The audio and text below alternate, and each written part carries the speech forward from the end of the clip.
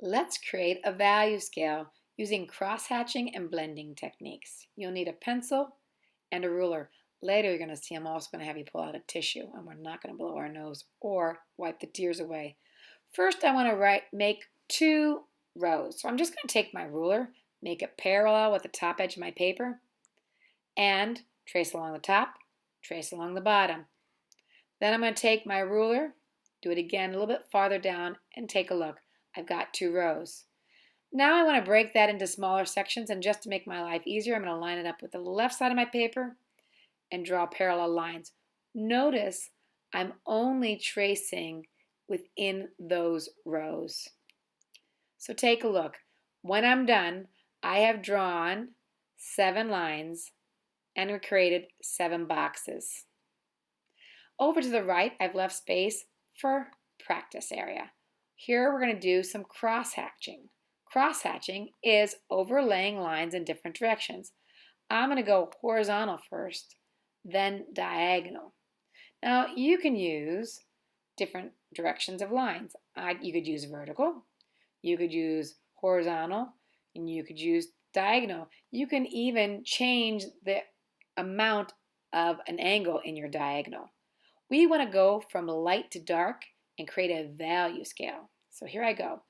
I'm going to the first box, and I'm just going to do horizontal lines spaced evenly apart.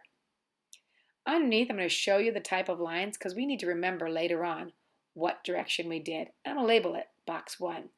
Now box 2, I'm going to do step 1 again, horizontal lines. But I need to get darker, so I'm going to draw lines going vertically, cross-hatching, and when I do that, it covers up some white and it makes box 2 slightly darker. Box 3, repeat steps 1 and 2, horizontal lines, vertical lines. You're going to notice I speed up this video. And then I'm going to add some diagonal lines going to the left. So as I add these lines, this box gets slightly darker. Box 4, repeat steps 1, 2, 3. So horizontal, vertical, left diagonal. Let's add a new set of lines. Let's go to the right with our diagonal. Every time I add a new layer of lines, it covers up the white of the paper and adds more graphite down, making that box get darker. All right, here, remember what we want to do. We want to go from light to dark in gradual steps. I think we're doing a good job. So for box 5, I'm repeating horizontal, vertical, left diagonal, now right diagonal, and now I need a new type of line. How about this? How about we take the diagonal and go in between that vertical and diagonal with a slightly less diagonal line. So box 5, we're going to do something like this. So here I go, overlapping my lines one more time. Notice I'm very systematic. I try to keep my lines evenly spaced apart. When you see me going fast, that's me speeding up the video. Do not draw fast. Take your time. All right, I'm in box 6. I'm doing steps 1, 2, 3, 4, and 5 again. I'm up to step 4, which was the left diagonal. I'm up to step 5, was the slight diagonal. Now, for step 6, I'm just going to go the other right direction and do the slight direct diagonal from the other direction. Check out below so you can get an idea of what I did. Again, nice and slow, systematic, and every time I'm this systematic, it gets slightly darker. A nice transition. All right, I'm in the last box. Horizontal, step 1. Vertical, step 2. Left diagonal, step 3. Right diagonal, step 4. The slightly less diagonal to the left, step 5. The slightly left diagonal to the right, step 6. And now I need something new.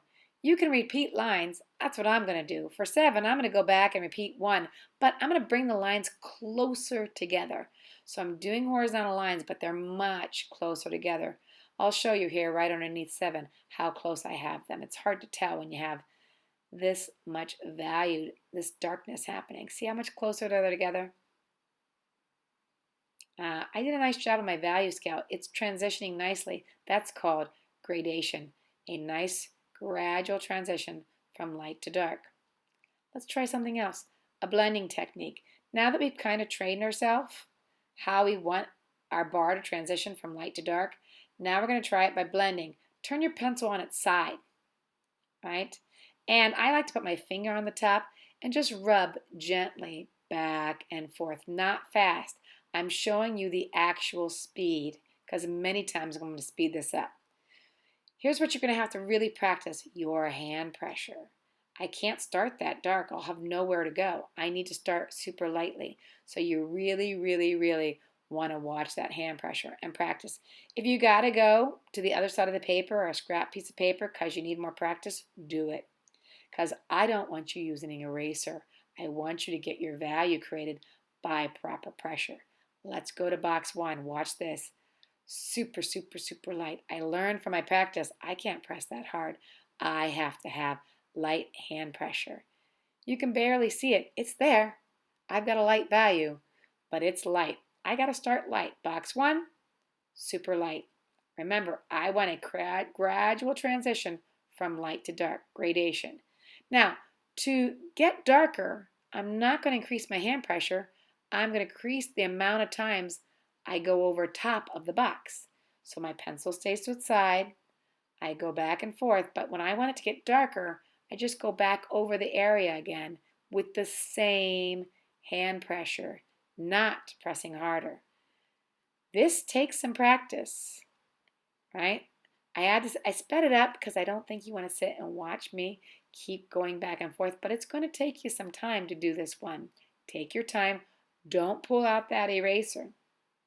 It'd be better that you make a new value scale using a ruler and keep trying than pulling out your eraser. We're trying to train our hand how to control value. I'm on to box 5. I am getting a nice slow transition. On to box 6, but what I'm noticing, I'm really having to go back over top. I'm a little worried that some of my boxes may have gotten too dark too soon because I'm finding it hard to get darker. There's only such darkness that this yellow pencil can get. It's an HB pencil. If you read the side, a yellow pencil is HB, and there's only so dark that that graphite can get to. So I'm on box 6. I think I'm doing a nice job getting a nice transition. But again, I want to get darker, so I'm going to overlap. And then again, I sped it up.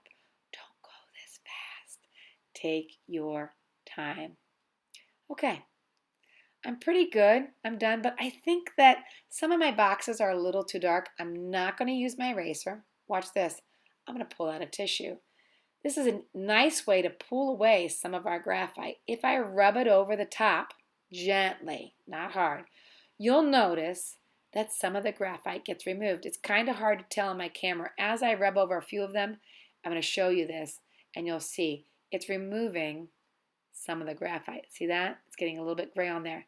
If I remove too much, I'll just go back and add some more graphite. Remember, my goal is a gradation, a nice transition from light to dark.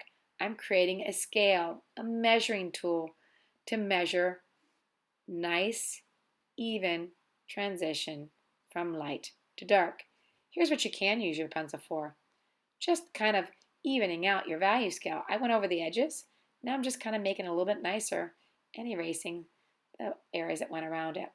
Now my light's been on the whole time, so it's kind of hard to see. Let me turn it off. Do you see that nice transition? Both in my cross hatching and in my blending. Take your time and enjoy the value scale this week.